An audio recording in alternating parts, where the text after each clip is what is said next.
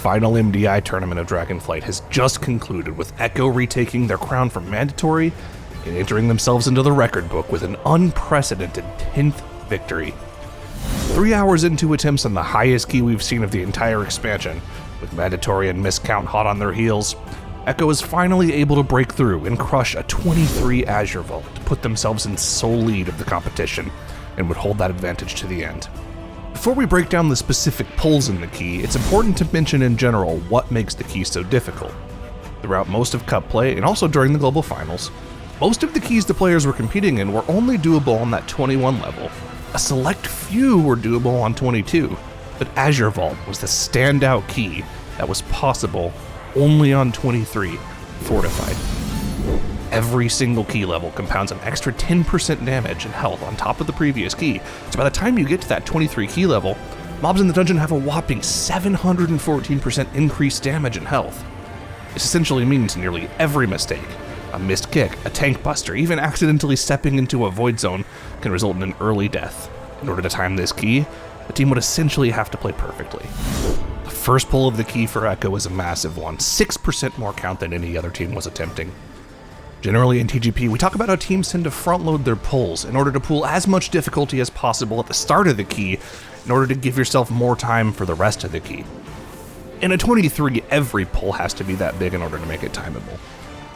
They get in combat with a tree and a bunch of conjured lashers from the beginning of the key, then jump down to Laymore's room, snapping the trash along with them. These lashers are incredibly dangerous to the group. If one cast of Mystic Vapors goes off, the damage from one stack of that debuff alone could wipe the group. In order to not wipe the group, teams to perfectly execute an AoE stopper station for nearly a minute to prevent death. This is also the main point of the key where Raging Affix comes into effect. At 30% HP, mobs in the dungeon become unable to be CC'd, preventing the AoE CC rotation from working.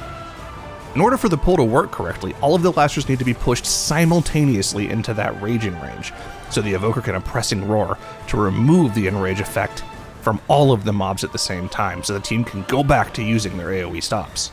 Of the 20 plus attempts Echo spent on this key, more than half of them were spent figuring out how to do this first pull. After a clean Laymore and a standard Arcane Fury pull afterwards, Echo heads up to their second premier pull that makes the key timeable, a massive snap pull in the double ring section of the dungeon. Team sets up on the inner side of the upper level while now drops down to the lower ring. After gathering aggro on the patrol, 2 sets of Arcane Constructs and yet another pack on top of that now activates his evoker's Wernstone, teleporting himself upstairs to the waiting team. This is an ingenious way to not only stack the 4 packs up, which are usually quite spread out, but also prevents any potential for teammate deaths during the gather to an errant aggro pull or a frontal from one of the constructs. After snapping, the pull is made larger still by pulling the waiting Unstable Curator pack right by where now snaps the mobs up. The resulting pull is actually quite safe once gathered. Stops can be used almost exclusively on Waking Banecasts from the Arcane Elementals.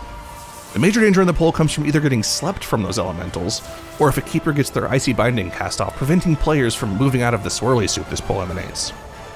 Now also has the option to simply jump away from the pull if he's ever in danger. Echo's next pull is probably the second most difficult pull in the key, the trash in Azure Blades' room. After skipping past the first 2 guards, now pulls nearly all the trash in the room, gathering it together on the right side. This time around, there are 2 of those keepers in the pull whose Icy Binding cast needs to be interrupted.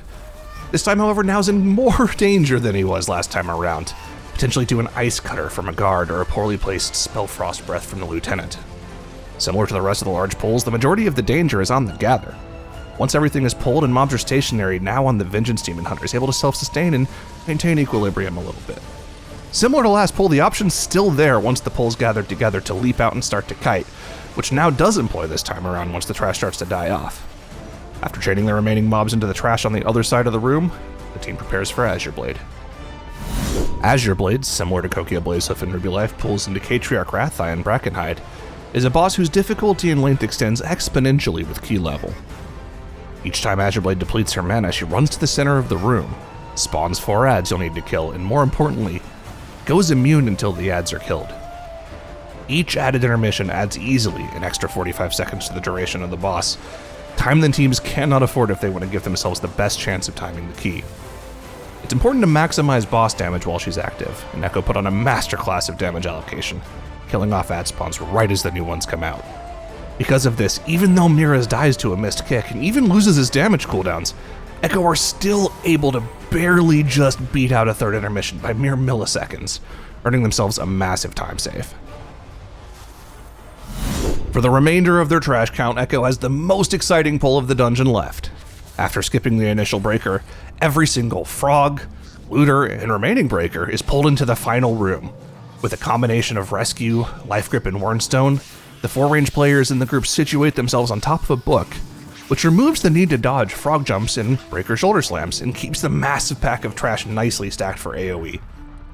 This does, however, put a massive amount of pressure on the tank, as now expertly dips and dives around the edge of the enemies, making sure he doesn't take too much unnecessary damage.